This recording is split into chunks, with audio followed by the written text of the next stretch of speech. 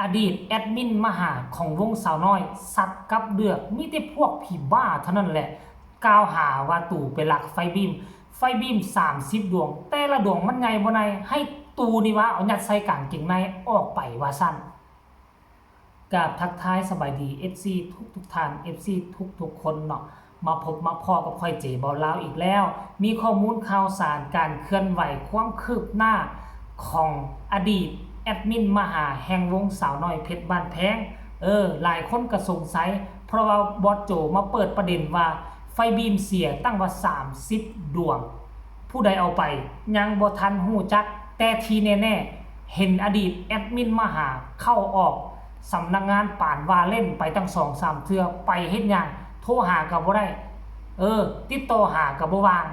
ฉะนั้นทุกคนจึงมุ่งเป้าไปใส่แอดมินมหาเพิ่นก็เลยออกมาตอบกับทันทีทันควรว่าจังใดจะไปอ่านสู่ฟังเด้อเพิ่นบอกว่าไฟบีมบ่แม่นน้อย12 ตัวล็อกอย่างดีในห้องจะยัดใส่กางเกงในมาตี้ว่าสั้นพวกผีบ้าที่ตูไปว่าจะไปขอโอกาสซ่อได้ทำงานกระดาตูลงไปใส่ให้ตูคักคอมเมนต์สนุกปากเสียใจเด้โอ้ยเนาะ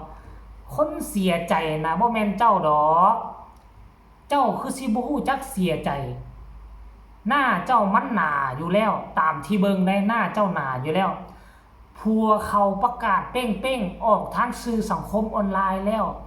ตัดขาดเจ้าแล้วตัดห่างปล่อยเจ้าแล้วเงินคำกำแก้วที่เจ้าตัวเอาไปเพิ่นก็บอกว่ามีก็ใช้คันบ่มีแล้วก็แล้วลักษณะคือทานให้แล้ว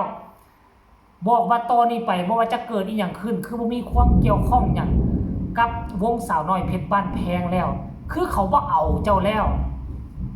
ผัวเขาบ่เอาเจ้ายังเสนอหน้าไปหาเมียเขาจะไปขอโอกาสเฮ็ดเวียกเฮ็ดบาคือโอกาสเขาได้ให้เจ้า2-3 ครั้งแล้วครั้งสุดท้ายคือเขาเสียเงินไปประมาณ 2,000 ถึง 3,000 บาทอยู่กรุงเทพพุ่นก็มาตัวเขาว่ามาฮอดแล้วเด้อขอนแก่นบ่กล้าเข้าไปอยู่อัศจรรย์แบตสิหมดแล้วเงินหมดแล้วเน็ตบ่มีแล้วต่างๆนานาบัดสุดท้ายแหละยังอยู่บ้องหันยังอยู่บ้องนี่จักมาฮอดหรือบ่แถวบ้านพงบ้านแพงจนบอสโจเราอดบ่ได้ไอบ่ดังได้ให้โอกาสด้วยความน่าสงสารเจ้าบัดสุดท้ายเจ้าแล้วก็ออกมาเฮ็ดแล้วนี่ให้เราก็เลยประกาศแล้วแต่บัดสุดท้ายเจ้ายังสิไปขอโอกาสนำเมียเพิ่นหวะถามดูถ้าเป็นคนอื่นสิกล้าบ่เจ้าตัวเราหลายลบหลายตาวมือที่เขาให้มาเจ้าบ่มาว่าบ่มีเงินค่ารถก็โอนเงินค่ารถให้แล้วแต่สัมผัสว่าบ่มามือที่เขาให้มามือที่เขาบ่ให้มาอยู่บ่อยู่ลอยมาแบบว่าบ่มีเงินสิซื้อข้าวซื้อน้ำซื้อหยังกินละเด้ติดต่อหาบอสโจกับบอสโจบ่รับสายเด้เราก็สิด่าขึ้นแล้วบ่กล้าติดต่อสิไปติดต่อหาเมียเพิ่นแล้วลอยมาหาเมียเพิ่นและสรุปเมียเพิ่นสิเอาบ่ถ้าเมียเพิ่นสิเอาเมียเพิ่นก็ต้องถามผัวเพิ่นก่อนพอเจ้ามาสร้างวีรกรรมบ่แม่นว่าสร้างวีรกรรมนำผัวเพิ่นแล้วเมียเพิ่นสิบ่ฮู้โอ้ยก่อนสิว่าไปหาเวียกหางานนั่นเจ้าคิดมันดีๆก่อนเป็นหยังเจ้าคือกล้าแบกสังขารตัวเองเข้าไปในสำนักงานเขาเข้าไปอาณาจักรของเขาทั้งที่เจ้าเฮ็ดแล้วนี่ให้เขาแล้วเจ้าคิดบ่ว่าเขาจะให้โอกาสเจ้าขอโอกาสทำงานโอ้ยตอนเขาให้เจ้าคือบ่มาอันนี้บ่แม่นเว้านี่บ่มาดูถูกเจ้าใดบ่แม่นเว้าให้เจ้าบ่แม่นด่าเจ้าใดคือค่อยเว้าตามมูลความจริงคือค่อยติดตามสาวน้อยมากหลายปีเติบหลายเดือนเติบติดตามก่อนที่เจ้าจะมาอยู่และเจ้าเข้ามาอยู่เจ้าก็สร้างวีรกรรมไปมาใหม่ๆก็ดีเงินเดือนเขาก็ให้คักโทรศัพท์บ่มีเขาก็ดาวให้ก่อนปัจจุบันนี้ดาวยังบ่ทันเบิดเทื่อโทรศัพท์ก็ไปขายกินแล้วเลยนั่นน่ะทั้งที่เงินยังคาอยู่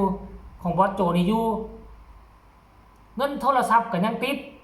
เงินที่เขาโอนให้ค่ารถค่าล่างมาก็บ่มาคันมาแม่เขาก็บ่เอาน้ำดอกจ้างให้ล่ะเราคงดูสงสารเจ้าคิดว่าเจ้าเป็นลูกเป็นเต้าคนนึงแล้วมื้อนั้นน่ะก็เป็นบอสโจนี่แหละเป็นผู้เว้าว่าน่ะไฟ ไฟบีมเสียตั้ง30ดวงแต่ว่าเห็นเจ้าไปสำนักงานไปเฮ็ดหยังโทรหาก็บ่ได้บ่รับสายอยากจะคุยอยากจะถามว่าเอาไปหรือบ่เอาไปบาดนี้เบิ่งกล้องเห็นแต่เจ้าไปผู้เดียวจะให้เราสงสัยไผถ้าบ่สงสัยเจ้าแม่นอยู่ว่าเราจะบ่เว้าว่าสงสัยเจ้าแต่เราก็บอกว่าไฟบีมเสียแต่ว่าเบิ่งกล้องเห็นมาหาไปอยู่ 2-3 รอบไปเฮ็ดหยังแหน่โทรหาบ่รับไผก็ต้องสงสัยแหละบัดนี้แล้วเจ้าตอบกลับมาว่าเป็นผีบ้าเป็นวิทย์เจ้าเว้าให้บอสโจเป็นผีบ้าวะเจ้าซ้ำก็เว้าให้บอสโจว่าเป็นผีบ้าผีวิทย์ใดว่าบอสโจใส่ให้ป้ายสีเจ้าใดถ้าบ่อยากให้คนอื่นใส่ให้ป้ายสีเจ้าก็รับสายเขาตี้เขาโทรหารับสายเขาตอบเขาตี้ว่าไปยังไปขอโอกาสขอหยังก็ว่าไปแล้วเป็นยังคือบ่ติดต่อหาบอสโจไปติดต่อหาซอนุชไปหาซอนุชอยู่เฮือนอยู่ซ่านเขาเฮ็ดหยังจนไอ้นิกกี้ออกมาว่าติดคดีข้อหาบุกรุกแนวนั้นแนวนี้ได้เพราะเขาประกาศและตัดขาดเจ้าแล้วบ่มีส่วนเกี่ยวข้องกันแล้วห้ามมาแล้วเจ้ายังมีหน้าเสนอมาอีกแต่บ่ฮู้ว่าเรื่องราวมันไปฮอดไสแล้วทางกระบวนการกฎหมายเขาคันกรณีว่าเขาโทรหาก็รับสายบอกเขาแล้วมันก็บ่เป็นเรื่องใหญ่เรื่องโตแนวอันนี้เจ้าสร้างวีรกรรมตัวเขาน่ะอยู่ละลอยมาโดมเขาก็บ่ไว้ใจเขาก็บ่เชื่อใจซั่นตัวอีกอย่างเครื่องของเขาก็เสียในช่วงเวลาที่ไล่เลี่ยกันมันก็เลยเฮ็ดให้คนสงสัยภายในที่บ่สงสัยเด็กน้อยหัวสมักกอกมันก็ยังสงสัยมันก็ยังฮู้คิดจะมุ่งเป้าไปใส่ไผในเมื่ออยู่ในโดมหั่นทายแล้วติดเจ้าอยู่ในหั่นเขาก็ต้องมุ่งเป้าสนใจสงสัยเจ้าก่อนแต่ถ้าเจ้าบริสุทธิ์ใจเป็นหยังเจ้าจึงบ่รับสายจากบอสโจในมื้อนั้นเจ้าลบซ่อนๆเฮ็ดหยังหรือว่าเจ้าบ่อยากเจอหน้าบอสโจเจ้าสั่งเจ้าของวงคนนี้นักคนนี้หน้าบ่อยากร่วมงานกับเราบ่แต่อยากร่วมงานกับเมียเราอาศัยไปอยู่เฮือนหั่นอยู่ในโดมหั่นดูแลหลังบ้านซั่นวะโอ้ยบอสโจสิเตะออกกันแฮงคักนั่นน่ะเพราะฉะนั้นแล้วเจ้าจะสู้สร้างปัญหาขึ้นตื้มด้วยความฮักความแพงค่อยก็เห็นเจ้าว่าเป็นคนเคยบวชมาแล้วมาเจอโลกสังคมสัมผัสว่าติดลงไหลยังบ่แล้วกลายเป็นคนตัวคนต้มไปถ้าเจ้าบ่นี่ใส่ตัวบ่นี่ใส่ต้มไปใส่ไผก็อยากรับเอาบัดนี้มาสร้างวีรกรรมสร้างน้ำไผบ่สร้างมาสร้างน้ำบอสโจชัวมีสื่ออยู่ในสังคมออนไลน์แล้วเว้าคำนึงคนฮู้ไปทั่วโลก200กว่าประเทศฮู้หมดเขาฮู้ขี้พื้นมาแล้วเจ้าสิไปเฮ็ดเวียกอยู่ใส่เขาก็บ่เอาเจ้าดอกคิดดีคิดใหม่ก่อนสิออกมาเคลื่อนไหวและประกาศด่าเขาคือนั่นเบิ่งโตเจ้าของก่อนเด้อเฮ็ดถึกหรือบ่คลิปนี้ก็บ่มีหยังหลายเนาะถ้าผู้ใดคิดคือค่อยก็เข้ามาคอมเมนต์แล้วก็กดไลค์กดแชร์ไปรัวๆฝากกดติดตามที่สำคัญอย่ากดข้ามโฆษณาพบกันใหม่ในคลิปหน้าสำหรับคลิปนี้ขอกล่าวคำว่าสบายดี